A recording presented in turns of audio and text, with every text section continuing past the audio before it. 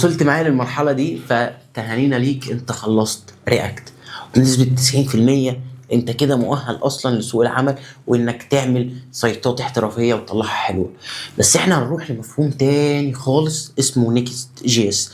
مش تاني خالص بمعنى ان انا هقول لك انسى كل اللي انت اتعلمته الحلقات اللي فاتت وننسى كل اللي احنا عملناه المرات اللي فاتت، لا، مش ده المطلوب منك خالص. المطلوب منك خالص هنفهم، او المطلوب منك دلوقتي ان احنا هنفهم حاجه مهمه جدا، هو الفرق بين السيرفر سايد ريندرنج والكلاينت سايد ريندرنج. اظن في اول فيديو في الكورس اتكلمنا عن مفهوم السيرفر سايد ريندرنج ومفهوم الكلاينت سايد ريندرنج باختصار كده، بس احنا هنتكلم النهارده بتعمق شديد. خلينا بقى نسيب القلم ونقعد نتكلم مع بعض شويه في مفهوم السيرفر سايد ريندرنج والكلاينت سايد ريندرنج بكل اختصار. السيرفر سايد ريندرنج ده اي حاجه بتحصل ورا الكواليس. السيرفر سايد ريندرنج ده لو جينا فرضنا ان الكلاينت سايد او الموقع بتاعي كله بتزايد، يعني احنا عمالين نحط امثله شعبيه وامثله حاجات كده بسيطه عشان الناس تفهمها بشكل احسن. لما نبدا ندخل في الكود ونديزاين او نفولوب برنامج كده مع بعض تبقى الدنيا بسيطه معانا وتبقى فاهمها وتفضل الامثله دي في دماغك، لان انا اتعلمت بالشكل ده او بشوف ان ده انسب شكل للتعلم. ليه ده انسب شكل للتعلم؟ عشان احنا كبني ادمين في العصر المعاصر اللي احنا فيه ده او في الوقت اللي احنا فيه ده بنتعرض لحاجه اسمها تعفن الدماغ. تعفن الدماغ ده بكل اختصار بيجي لك انك مش بتبقى قادر او مش بتبقى شايف الوقت بتاعك بتهدره في ايه، مش بتبقى عارف انت كل حاجه بتضيعها في ايه، فبتحتاج على قد ما تقدر تكون الامثله بسيطه قدامك. فده اللي احنا بنحاول نعمله باذن الله تعالى في الكورس. تمام كده، خلينا بقى نرجع لموضوعنا.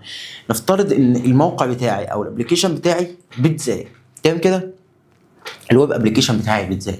جميل جدا يا عم زياد. طب البيتزايه دي بتتكون بايه؟ البيتزايه دي كانت اول بتبقى نفترض ان احنا هنقسم مكوناتها مثلا دقيق وميه وطماطم اللي هي فيها الصلصه وجبنه وايا يكن بقى نوع، والعلبه اللي هتحط فيها الايه البيتزايه. جميل جدا جميل جدا. طب هل انت كزبون رايح تشتري البيتزايه بتشوفها كده؟ لا، انت بتشوفها كامله زي ما شايفها انت قدامك كده. بتشوف البيتزايه بتاعتك كامله محطوطه قدامك جاهزه للاكل جاهزه للكلام ده كله. هل ده وحش؟ لا، ده جميل جدا وده المطلوب، لان الزبون ملهوش دعوه باي حاجه بتحصل ورا الكواليس، او اليوزر اللي بيشوف السايت بتاعه ويشوف الانترفيس ملهوش دعوه باي حاجه بتحصل جوه الكواليس. طب مين اللي مهم عنده يشوف الكواليس بتاعتي؟ حاجه زي جوجل. جوجل مهم جدا يشوف السيرفر سايد ريندر، مهم جدا جدا جدا عشان الموقع بتاعك يقرش يشوف السيرفر سايد ريندر. الستيت بتاعتي او السرعه بتاعتي محتاجه جدا ومهمه جدا يشوف السيرفر سايد ريندر. لكن انا ككلاينت او انا كيوزر ان انا زياد عايز اخش عندك، انا مش مهم قدامي اي حاجه من دول، انا مهم ان انا اشوف الداتا بتاعتي بس. بكل اختصار ده الفرق بين السيرفر سايد ريندرنج والكلاينت سايد ريندرنج.